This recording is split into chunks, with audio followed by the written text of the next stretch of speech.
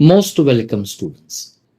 In the year 2025, there are these some changes in a CET CAP admission rules.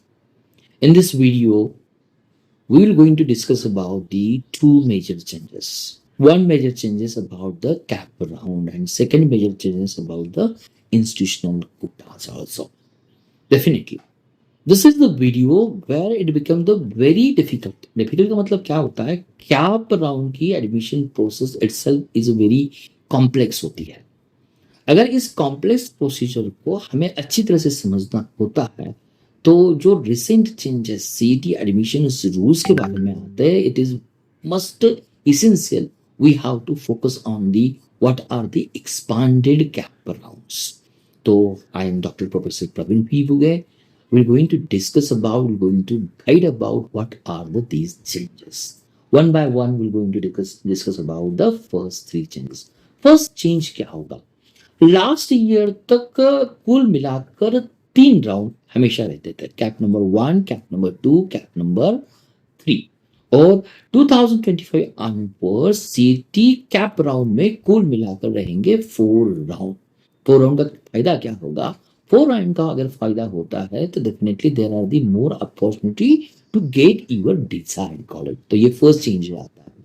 Second change इसमें क्या होता है? आज तक इंस्टीट्यूशनल कोटा या कॉलेज मैनेजमेंट का कोटा ये हमेशा बिफोर द कैप राउंड या in between the cap round होता था। तो इस चेंज में इंस्टीट्यूशनल कोटा ये ऑल 4 कैप राउंड खत्म होने के बाद ही उसको फिलअप किया जाएगा। This is the second major changes. Third major changes क्या होगा? Third major changes ये होगा, this rule किसके लिए अप्लाई है? It is all the private colleges. अगर private college की बात आती है तो all unaided private professional college जो CAT की admissions के अंदर आते हैं या जिन private college ने CAT cap round के लिए registers किया हुआ है। These are the 3 अपडेट है।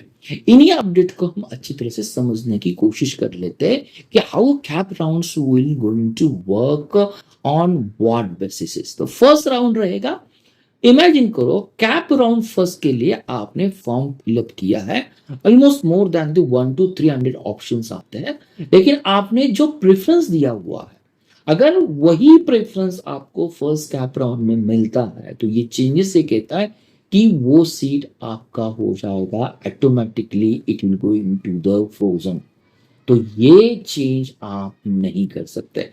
अगर हम कैप राउंड सेकंड की बात कर लेते हैं, कैप राउंड सेकंड में आपने जो भी फर्स्ट 3 चॉइसेस दिए हुए हैं, अगर इनमें से कोई भी कॉलेज आपको 3 चॉइस में मिलता है तो definitely this college will go into frozen. इसका मतलब क्या होता है?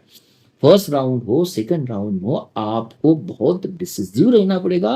You must be very proper attentive और आपका डिसीजन मेकिंग पावर इंपॉर्टेंस रहेगा। अगर 3 कॉलेज आप जो भी डिसाइड करते हैं definitely it will going to automatically freeze. Now CAP round अगर थर्ड की बात आती है, कैप राउंड थर्ड में अगर फर्स्ट 6 कॉलेज जो आप प्रेफरेंस पुट करते हो इनमें से कोई भी कॉलेज अगर आपको अलॉट हो जाता है तो डेफिनेटली वही कॉलेज आपका फ्रोजन हो जाएगा।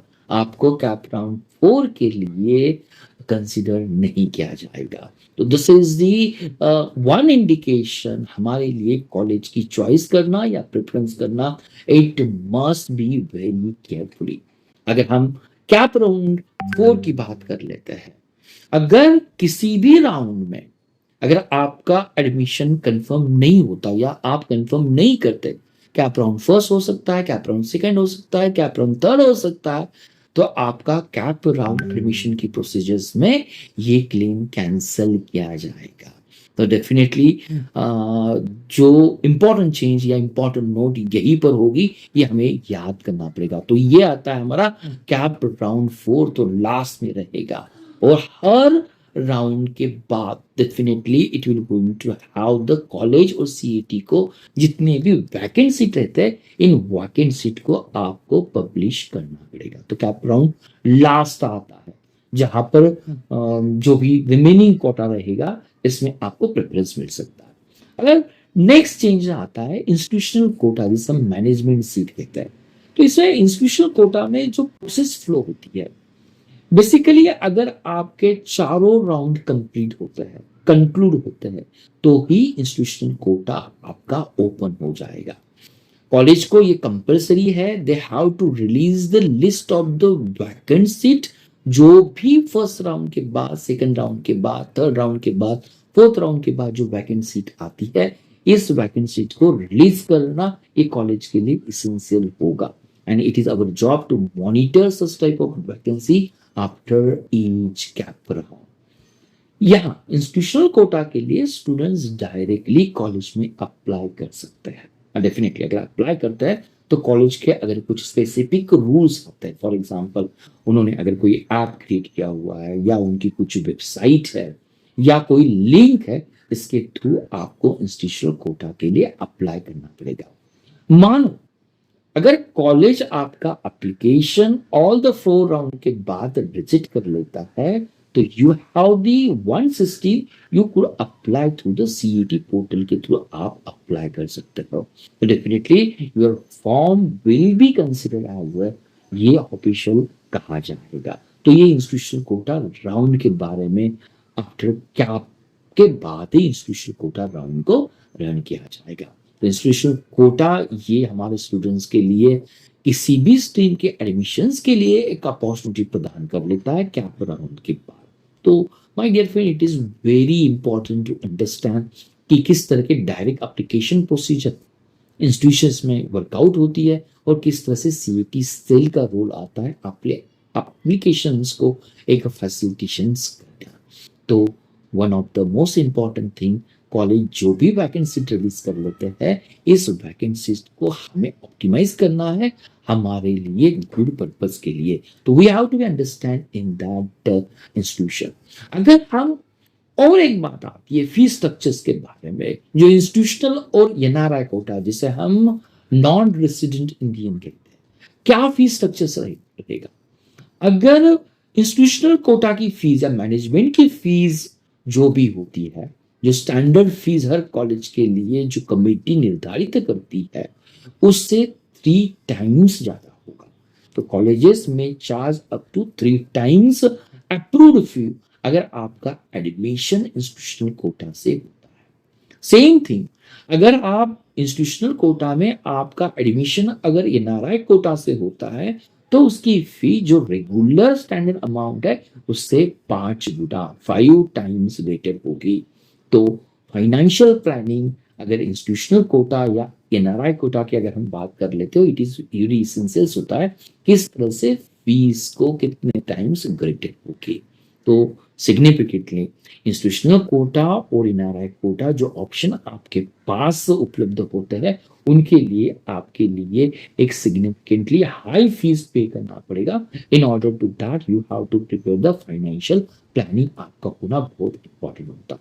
तो क्या नए चेंजेस है? फर्स्ट चेंजेस क्या आता है, अगर कैप राउंड 4 आते हैं तो डेफिनेटली फर्स्ट राउंड के लिए फर्स्ट ऑप्शन आता है, सेकंड राउंड के लिए आपके 3 ऑप्शन आते हैं, थर्ड राउंड के लिए आपके 6 ऑप्शंस आते हैं। तो it must be think strategically decisively before filling the preferences. तो आपकी इनिशियल चॉइस बहुत क्रिटिकल रहेगी। सेकंड, आपका क्या ध्यान देना चाहिए, अगर फ्रोजन सीट का रूल्स क्या कहता है, you are not going to allow the betterment is not allowed. अगर थर्ड राउंड की अगर बात कर लेते हैं, थर्ड राउंड में आपने जो 6 प्रेफरेंस दिए हैं, इनमें से कोई भी कॉलेज आपको मिलता है तो डेफिनेटली आपको बेटरमेंट का चॉइस नहीं रहेगा, आपका सीट ऑटोमेटिकली फ्रीज किया जाएगा। That one thing we have to understand. Next आता है कि ट्रैक सीट मैट्रिक्स। हर कैप राउंड के बाद जो भी वैकेंट सीट रहती है, जो भी सीट को फिलअप किया जाता है, ये कंटिन्यूसली आपको ट्रैक रिकॉर्ड आपके पास होना चाहिए। Definitely this is seat matrix, vacant seat कितने बाकी है ये आपको मालूम होना चाहिए। As itself CAP round procedures and process हर साल चेंज हो जाती है, इनमें से थोड़ी सी कॉम्प्लेक्सिटी या थोड़ा सा अनुभव या एक्सपीरियंस जरूरी होता है। Definitely, if you have any queries, you are the most welcome at 9823699613। आप इस नंबर पर मुझे कॉल कर सकते हैं। अगर कोई डाउट होता है तो डेफिनेटली सीईटी एडमिशन में काउंसलिंग प्लेइंग वेरी पार्ट। अगर काउंसलिंग आपको इसेंशियल है तो डेफिनेटली टेक द काउंसलिंग। अगर एक गलत डिसीजन होता है तो definitely it is the wastage of the your next 4 year. तो सीईटी एडमिशन काउंसलिंग के लिए आपका मैं स्वागत कर लेता हूँ। You could contact me on this number. अगर आपको ये वीडियो अच्छा लगा तो जरूर आपके दोस्तों के साथ उसको साझा करो, और इस चैनल पर नए हो तो सब्सक्राइब करना बिल्कुल ना भूलें। धन्यवाद।